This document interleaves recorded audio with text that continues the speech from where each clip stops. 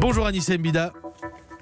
Bonjour Mathieu. Quand on partait de bon matin, quand on partait sur les Bonjour chemins. Yves. Bonjour Oui, évidemment, toujours. Même en dehors des grèves. Bien sûr, les grèves. Bien sûr. Mais même en dehors des grèves, on pratique de plus en plus le vélo en ville. Pourtant, beaucoup hésitent encore à s'en acheter un. Pourquoi ?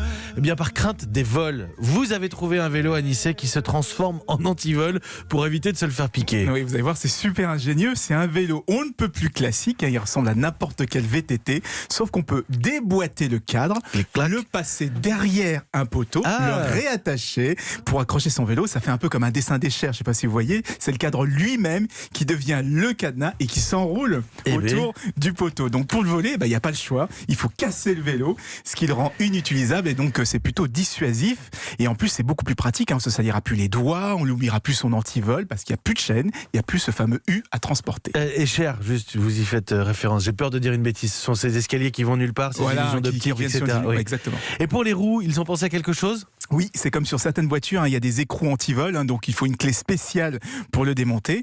Et c'est la start-up Yerka qui le propose. Alors c'est pas donné, 600, 700 € selon les options, mais ça pourra apporter une certaine tranquillité d'esprit, parce qu'on le rappelle, plus de 400 000 vélos sont volés chaque année en France. 400 000, ça fait presque 1 par minute. C'est plus que de voitures et plus que de motos cumulées.